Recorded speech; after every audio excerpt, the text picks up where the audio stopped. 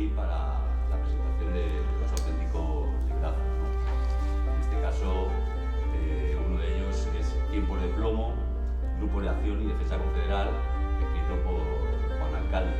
El otro es El Camino del Bien, un libro de Eleno Osaña, que trata de dar una respuesta a un punto de su manifiesto. Como Juan se ha encargado un poco de traer a Eleno, que viniera a la presentación del libro y tal, vamos a dejar que él nos cuente un poco parte de su libro y además haga unas preguntas a Eleno. Bueno, ante todo ya el mero hecho de tener que presentar a Eleno, le conozco desde hace muchísimos años. Para mí es todo un honor. Si yo estoy dentro del movimiento libertario, una de las personas a las que le tengo que agradecer despertar esa conciencia en mí es a Eleno Osaña. El libro este de Tiempos de plomo, Grupos de Acción y Defensa Confederal, no es ninguna apología de la violencia y además no debe tomarse por nadie en esa faceta.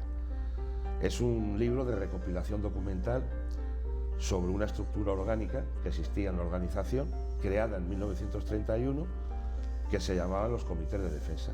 Se crearon para defenderse de las agresiones y he recogido una serie de documentos inéditos hasta ahora, que salen publicados ahí, unos cuantos, que son informes de la Secretaría de Defensa después de la Segunda Guerra Mundial. Bastante extensos y curiosos de ver y que demuestran claramente que la lucha contra el franquismo no la llevaba solo el Partido Comunista, sino que los libertarios a través de la CNT estaban en ellos. Luego llegaron las vicisitudes de la lucha antifranquista, pues como todos sabéis, la CNT, el movimiento libertario, hay un apogeo en el 45-47 de la lucha guerrillera, que desaparecen fundamentalmente ya en los años 50 y primeros de los 60. El libro es una trayectoria histórica desde que se crean las primeras asociaciones obreras en España, la primera, la Federación Regional Española, sección de la IT. Aquí triunfó la tesis bakuninista, las ideas bakuninistas, libertarias, antiautoritarias, en detrimento del sector marxista, autoritario, que aquí en España tuvo muy poca acogida. Bueno, pues ya en la Federación Regional Española, ya ante la situación de represión que sufrieron los compañeros de las primeras asociaciones obreras y el asesinato de afiliados y militantes, pues decidieron crear una estructura que podríamos llamarla el precedente de estos comités de defensa, que se llamaban los defensores de la libertad. Los defensores de la libertad, que serían los responsables y los encargados de hacer las acciones de represalia contra aquellos que actuaran contra las asociaciones obreras. Pertenecieron a los defensores de libertad personajes históricos tan conocidos como Anselmo Lorenzo y el mismo fundador del PSOE, Pablo Iglesias. Ahora cualquiera diría, joder, Pablo Iglesias en los defensores de la Internacional. Pues sí, él era uno de los miembros de los defensores de la Internacional. Luego, pues, la historia del movimiento obrero es la historia también de estos grupos de acción. También hay que mencionar que en ese Congreso de Zaragoza del año 31 también se le da visa orgánica a otra estructura que ya existía desde hacía mucho tiempo en las grandes ciudades, que eran los comités de barriada. Os preguntaréis qué eran los comités de barriada. Pues podríamos decir que los comités de barriada de la época de los años 20, pues podrían ser como las asambleas del 15M, del 22 en los barrios, ¿no? Los comités de barriada estaban formados fundamentalmente por la gente joven, los chavales jóvenes, amas de casa, inquilinos, asociaciones de inquilinos, ateneos. Esos conseguían un local y en ese local se hacía una actividad cultural, social, enfocada fundamentalmente al barrio. Claro, ¿qué pasaba? Que la mayoría de los que estaban allí, sobre todo los trabajadores, estaban muchísimos de ellos afiliados a la CNT, la CNT que era la que existía. Los marxistas, claro, como la parte social se encargaba de ella el partido político, la parte económica se encargaba de ella el sindicato. Los libertarios conseguimos la trabazón con los comités de barrio y conseguimos que la parte social se integre en la organización sindical. Fue una buena innovación. Y ahí los compañeros estuvieron al quite supieron ser bastante cerebrales y razonables, porque eso lo que supuso, al reconocer los comités de barriada, le dio un auge mayor todavía a la CNT. Vemos que, aun siendo un libro histórico, es plenamente vigente, es decir, podríamos cambiar el título de Tiempos de plomo por Tiempos de goma. Parece ser que ahora la policía se ceba con las pelotas de goma y que las políticas, por decirlo de alguna manera, de creación de leyes que están haciendo en el Ejecutivo y en el Legislativo tienden todas a reprimir y de alguna manera a callar la voz del pueblo. Parece ser que estos comités de barrio están empezando a funcionar, como tú bien has dicho, a través de las asambleas de 15M. ¿Cómo ves tú esta situación actual? Bueno, mira, en la charla de la presentación de los libros ha hablado un compañero que sé que pertenece a la asamblea de Vallecas, y ha hablado y ha dicho que uno de los déficits y de los hándicaps que él está encontrando en todo este tema del movimiento este vecinal, de asambleas de barrio, es que hay una falta total de organización. Y el compañero está dentro, integrado y militando. O sea, eso es un dato muy interesante y que la gente debe empezar a pensar. No se puede estar esperando a crear una organización. Yo soy de los partidarios que me gustaría que se integraran en el movimiento libertario, así os lo digo, ¿no? Y cuando he hablado de los comités de barriada es para que dentro de nuestros medios se vea que tenemos posibilidad de integrarlos. No es integrarlos a la fuerza, eso lo tienen que decidir ellos. Entonces, ojalá vean la luz y vean que una de las posibilidades de organizarse es a través de ahí.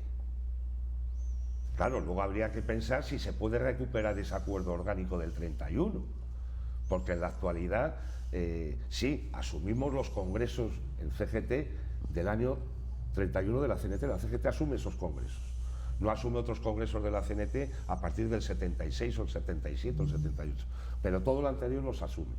Entonces no habría que hacer nada nuevo, eso ya estaba reflejado, ¿no? Entonces habría que activarlos, pero tienen que ser la gente de estas asambleas de barrio, o entonces se creaban ateneos dentro de las barriadas, los que tienen que darse cuenta. O sea, si la estructura ya está creada, el tema está en que tengan la confianza para meterse, aglutinarse dentro del movimiento libertario, porque como sabéis nosotros no nos gustan los temas de los partidos políticos, ¿no?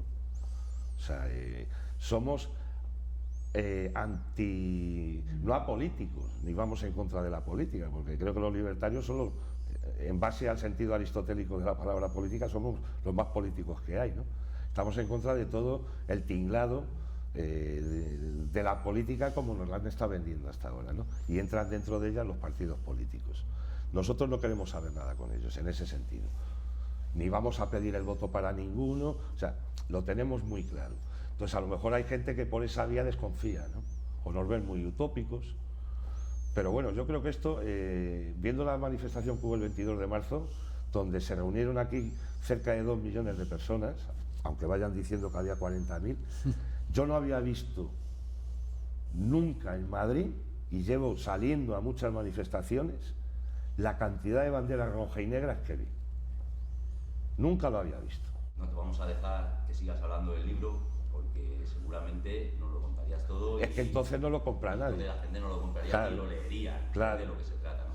Pero sí te vamos a dejar que le hagas unas preguntas a Eleno y que de alguna manera desgranéis este camino del bien, sí, a ver. Que da una respuesta sí, al mundo de su humanidad. Sí, el camino del bien. Estos son las joyas que nos regala Eleno Sania de vez en cuando. De vez en cuando nos regala una joyita. Cada año, cosas así, nos regala alguna. Y a mí este libro me ha encantado, ¿eh? Porque le veo menos filosófico que otros que ha hecho. Había preparado una serie de preguntas que, bueno, no tienen mucho que ver con el libro, podrá parecerle a alguno, pero a mí sí me parece que tienen que ver mucho con el libro y con la realidad que estamos viviendo. Son preguntas de actualidad, ¿no? De actualidad. Vivimos en un sistema realmente competitivo, inhumano. Me voy a aprovechar del conocimiento que tiene de las personalidades germánicas, Heleno, por todos los años que ha estado viviendo allí. Y es un lujo que tenemos el poder preguntárselo a él con los hechos que se están desarrollando en Ucrania últimamente. Yo te preguntaría, Heleno, que ante los últimos acontecimientos que están surgiendo en Ucrania y dado tu conocimiento de la realidad alemana, ¿podríamos decir que asistimos a un nuevo expansionismo germánico hacia el este? El expansionismo, el neo-expansionismo germánico se produce a partir de la fundación del mercado común europeo.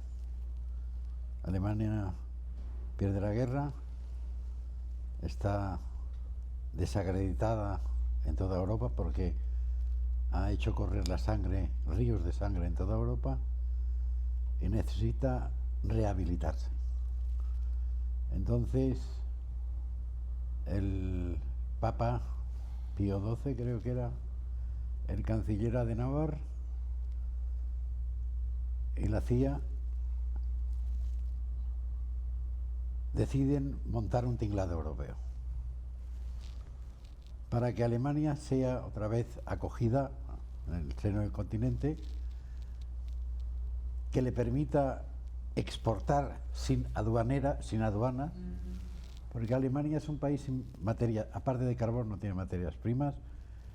Ya este fue el problema de Hitler, que tenía que recurrir a la riqueza de nuestros productos naturales, y Alemania necesita exportar para sobrevivir.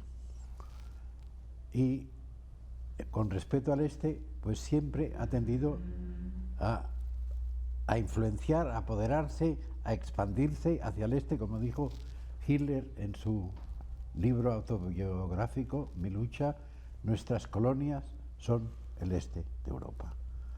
Y yo esto lo he vivido a nivel personal. Me he dado cuenta de la tendencia a dominar el este de Europa. Por ejemplo, yo he sido invitado por la Fundación Eber en el cruce de fronteras Polonia-Alemania, y había invitados, participantes en el coloquio este de fin de semana, de todos los países del este. Pues lo primero que yo veía, que me daba pena, los discursos, las intervenciones a favor de Alemania. Países que habían sido jodidos, acribillados, asesinados, por ejemplo Yugoslavia en la fila y Polonia y todos. Pues nada, a lamer el culo a los alemanes, para decirlo un poco. Y Alemania ha logrado eso que, bueno, también la operación fue posible por la complicidad de Francia. De Gaulle, al principio, quería ser el eje de Europa, sin Alemania, someterla. Pero se dio cuenta que era una ilusión, porque Alemania es potente por sus habitantes, por su potencial técnico y su densidad demográfica. Y entonces, con la anuencia de Francia, hablaron del eje franco-alemán. No ha habido eje franco-alemán, ha sido Alemania la que ha cortado el bacalao. Y los franceses se han conformado con la retórica. O sea que, como dicen, el eje y tal, el eje la, sí, somos el eje, no, es Alemania la que corta el bacalao. Y cada vez más, porque los franceses, desgraciadamente, pues la economía desciende, y los alemanes en este momento, bien, no tienen grandes problemas, a pesar de que hay aquí en Alemania una inmensa injusticia social.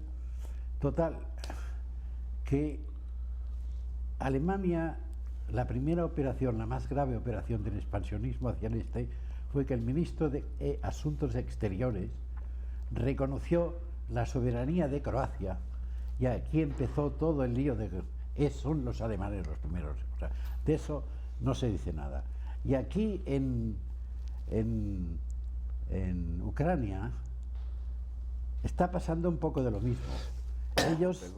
el anticomunismo feroz que llevan dentro, el antisovietismo, porque imaginaros que Alemania ha sido humillada por los rusos, jodida, aplastada, y entonces esto no lo olvida nunca. La raza superior ha sido abatida, humillada, jodida por la raza inferior, porque los rusos eran de segunda categoría. La raza aria no son eslavos, son de categoría. Imaginaros a ti, joder, ¿qué significa? Nos jodieron, nos aplastaron en Rusia, empezaron, se fueron, bueno.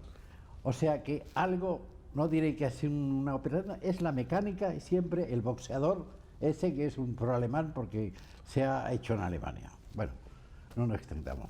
¿Cuál crees que debería ser la actitud de las religiones mayoritarias ante este periodo histórico de crisis y corrupción generalizada? Bueno, parece ser que el Papa por la impresión que tengo de los primeros medios de papado, pues es un tío que me gusta, porque dice cosas que no ha dicho otro Papa. El otro Papa, el alemán, el Ratzinger, fue el que representaba en Roma el Santo Oficio, que tiene otro nombre de la congregación de la fe, es el Santo Oficio. Y se cargó a muchos representantes de la teología de liberación, era un papa muy tradicionalista, y el Papa yo no le conozco a fondo y todavía es temprano para decir la última palabra, pero lo que es, por ejemplo, en ¿cómo se llama el pueblo italiano? En Lampedusa. Lampedusa. El tío allí hizo una intervención con los pobres emigrantes. Joder, me emociono. O sea que ahora bien, aquí tenemos el Rocco. O sea, hay una iglesia todavía muy clerical en el sentido negativo de la palabra. Hay de todo, como en todas partes. Yo tengo un amigo teólogo que estuve el otro día, que está ahora en Salamanca, que espero verle mañana, que está, no digo su nombre, por si no quiere, pues es un teólogo que es más crítico que yo a la hora de criticar todas las mafias teológicas de Roma y todo lo que hay. O sea que la iglesia desde luego va descendiendo, hay una minoría de gente. En Alemania, más que aquí todavía, las iglesias están vacías. Hay 2 días de misa a la semana y a veces yo paso por allí y está abierta en verano la iglesia y veo a 12 personas. ¿Crees que el modelo económico social capitalista ha entrado en una caída en picado? Seguirá como hasta ahora, no cambiará. O sea que tenemos que estar preparados para estar más jodidos que ahora, sobre todo determinadas regiones del mundo, y hacer pronósticos sobre esto. El régimen no cambiará hasta que la gente responda. No sé qué va a pasar. Yo no veo a plazo inmediato que ni la gente reaccionará debidamente para poner fin al sistema ni el sistema cambiará esencialmente. Seguirá engendrando contradicciones, dramas, tragedias sin solución. Y vamos todavía a más gravedad. Por lo que respecta a las posibilidades de superar a través de las masas del pueblo, tampoco veo una solución a corto plazo. Porque la gente no está preparada, porque ha habido una fase muy larga de embrutecimiento moral e intelectual, que se han creído los mitos de la abundancia, de la sociedad del bienestar, y estamos todavía en eso. Hasta que la gente no se libera de estos mitos, no podremos organizar o contar en serio con un proceso de resistencia real. Veo aquí el libro que dice: el triunfo de la sociedad laica no solo no ha hecho más feliz al hombre, sino que por añadidura ha dado nacimiento a una serie de mitos falsos, dioses y cantos de sirena del más dudoso orden. Claro. La pregunta es la siguiente. Eso, los cantos de sirena, eso decía la sociedad del bienestar. ¿El siglo XXI será un siglo espiritual habitual o no se da? Para ofrecer resistencia se necesita un mínimo de condiciones previas, y ahora la gente está jodida con sus problemas personales, porque además de haber perdido el sentido de la lucha solidaria, tiene problemas personales a veces inmensos, no tiene trabajo, pensando cómo va a pasar el día, cómo va a pagar el alquiler y tal. O sea que es una situación, y eso lo aprovecha el sistema, lo sabe, y machaca cada vez más, porque sabe que la gente no va a salir a la calle. Y si sale a la calle, como en la marcha de la dignidad, es pasivamente, devotamente, y los que emplean la violencia desbaratan todo lo que pueda ser bueno porque los chavales irresponsables o provocadores lanzados por la poli, los agentes provocadores. Desde luego no se acercan tiempos más difíciles todavía de los que estamos viviendo. Esta es y decir otra cosa y fabricar falsos optimismos, yo no sirvo para eso. Los compañeros querían hacer también una pregunta. Parece que seguir un poco con el tema del libro, o sea, ¿qué nos acercaría al bien y si es más difícil hoy elegir la bondad? Sí, es más difícil porque la vida es más jodida. Porque estamos en una sociedad competitiva donde tiene la alternativa de joder al prójimo o caer. Se llama competencia, la sociedad de competencia, pero esto es un eufemismo que no viene más que a decir lo que Hobbes, el primer teórico de la sociedad burguesa, fue Hobbes en el Leviatán. Él llamaba la guerra de todos contra todos. Y estamos en la era joviana de la guerra de todos contra todos, y ahora se llama competencia. Y entonces la competencia crea un tipo de individuo que por necesidad de sobrevivir, pues vive y sobrevive jodiendo a los demás. Porque la persona que le rodea no es el amigo, el compañero en potencia, es el rival, a partir de los puestos de trabajo. Entonces crea una sociedad agresiva, no tiene sentido, ve la gente, empujones y tal. Hay un compañero que me pone una pregunta que puede venir al caso, que dice que qué piensa de la deshumanización de la ciudad y si cree que la regeneración que puede haber, que puede ser marginal en el medio rural, puede ser una alternativa, si es menos deshumanizado. Claro, yo soy enemigo total de la gran ciudad, de la metrópoli, la ciudad ideal sería la ciudad de Sócrates. Atenas tenía 30.000 habitantes, ahí nace la cultura. La gente iba al ágora, allí es donde Sócrates buscaba diálogo y donde se decidía todo, las asambleas y tal. Y la visión de que es posible retornar a la vida rural me da risa. Es irrealista. Porque está destruido la naturaleza. No puedes volver atrás. ¿El dolor ablandaría los corazones para llevarnos al bien? El dolor, sentir compasión, es un sentimiento natural. Cuando tú ves sufrir a una persona un accidente, la primera reacción es dolerte y si puedes ayudarte y tal. Esta es la primera reacción del hombre natural, porque decía Juan, yo soy rusoniano. Hobbes, por ejemplo, Hobbes atacaba al hombre primitivo, al hombre animal, tenía una concepción muy negativa. Hobbes dice que no, que el animal salvaje, le bon sauvage, es tímido, miedoso y no agresivo. Es la enseñanza de Rousseau. Entonces, ¿estaría más cerca de la verdad Rousseau? Rousseau, por supuesto. Y además, con con el añadido de que Rousseau fue el primero que vio la civilización creada por el hombre a través de la técnica del Homo Faber como un proceso de degeneración del hombre natural. Es el primer crítico de la civilización.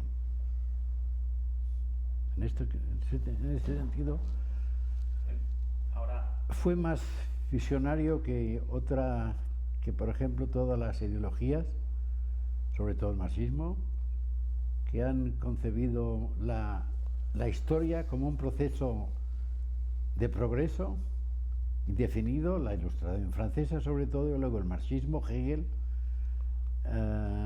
y Rousseau se sale de tono y dice no, estaba solo en este aspecto. Los ilustrados, aparte de él, que era ilustrado también, siempre con la tesis del progreso indefinido, tesis que asume sobre todo el idealismo alemán, Hegel concretamente, y Marx, que era anti-idealista, era materialista en la concepción, pero asume todas las tesis fundamentales y cree que la historia por sí misma nos llevará al paraíso. Ya lo ves como... O sea que el marxismo no ha cometido solamente el error de convertir el marxismo en una tiranía terrible, el estalinismo, sino que el propio Marx, desde la historia, ha demostrado que toda su teoría es una superchería. Nada más. la referencia entonces está en Rousseau más sus referentes. Sí. Por un lado, en estilo, porque como hablaban, yo utilizo Historia del Pensamiento Universal como manual.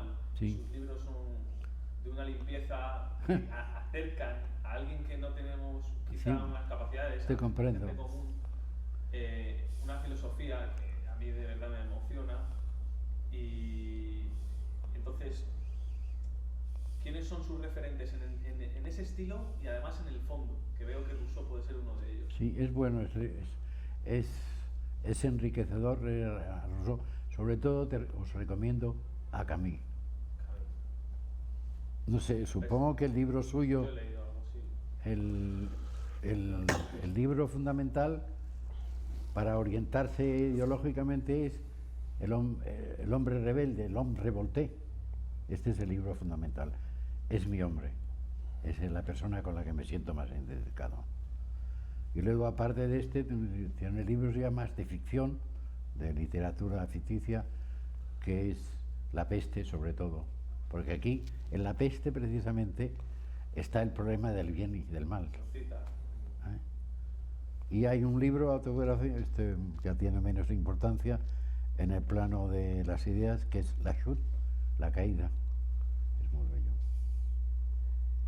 ¿Ha vivido con nostalgia esos años, con cierta nostalgia la lejanía de Madrid? O de España? Siempre he tenido nostalgia de Madrid. Siempre. Y la tendré hasta el fin de mis días. Soy muy español. Y esta nostalgia y este amor a España me ha permitido, en gran parte, dos cosas: sobrevivir a la lejanía y darme la fuerza interior para combatir, para escribir mis libros en alemán, que son libros muy batalladores, muy polémicos y de una dureza contra ellos. Y esto me ha dado la fuerza, siempre pensando en Don Quijote. Yo tengo un libro que se llama Don Quijote en Alemania. Está en alemán, no está en Don Quijote in Deutschland. Y allí pues es un poco pero es mi amor a España. Yo no soy nacionalista, cuidado, en absoluto, abomino los nacionalismos, pero es más un espíritu popular, ¿no? Exactamente, me encanta España, porque es un país distinto. Fraga acuñó un eslogan publicitario y decía toda la verdad, es que retrataba: Spain is different. Spain is different. Este es el eslogan. Quiso atraer a los turistas porque Franco no quería turismo, pero Fraga, más realista, dijo: necesitamos dinero y tal, y abrirnos. Inventó el eslogan publicitario: Spain is different. España es diferente, y es verdad. Pero ahora lo conectamos con el anarquismo como cierta génesis que ha habido también de un cristianismo quizá de base, Sí. Que luego yo quiero saber, porque alguna vez he tenido política con compañeros que niegan la mayor al ser el anarquismo un movimiento industrial y dicen, "Oh, esto es un movimiento industrial, el anarquismo es esto". Bueno, yo ya los abuelos de sus abuelos ya veo eran Quijotes. ya veo por dónde vas. Yo he dicho en mis libros, en más de uno de ellos, que el anarquismo es la última versión colectiva del cristianismo español. Aunque se haya nacido en la era industrial, es ese misticismo, esta entrega a un ideal, la capacidad de todo esto es cristianismo. En la historia de filosofía No tiene nada que ver con la española, iglesia, es algo como Don Quijote, en el fondo. ¿Y qué sucede ahora? Que la gente joven es más hedonista y nos parecemos más a la cultura global esa que... Exactamente, ahora es hedonista, totalmente. Es el veneno que utiliza el sistema para tener a la gente pues contenta. Venga, la juerga y tal, venga, pasarlo bien. Y el consumo y ahora, y el viaje de vacaciones, y el coche, y la moto, y... Así es. ¿Cuál es la forma de prepararse para la muerte? Es más o menos... Sí, es su forma en particular está siendo centrarse en ese camino del bien, en esos libros que están orientados a entender una filosofía y una Prepararse ética para integral. la muerte. Es un tema filosófico. Sócrates ya dijo, no recuerdo en qué, que la labor de la filosofía, decía Sócrates, es prepararse para la muerte. Yo no estoy muy convencido de ello. Personalmente, pues, no temo a la muerte. Lo encuentro una ley natural. No digo que la espero con alegría, pero cuando venga el momento, pues, sereno. Ahora, me jodería mucho, pues, crear problemas a mi hija, que estuviera enfermo, inútil allí y tal, pero mientras pueda yo, como hasta ahora, desenvolverme por mi cuenta, pues me gustaría todavía vivir unos años y por mis amigos, por las personas que me quieren, todavía estar unos años. Pero no me hago ilusiones, porque estoy preparado cada momento para que acabe.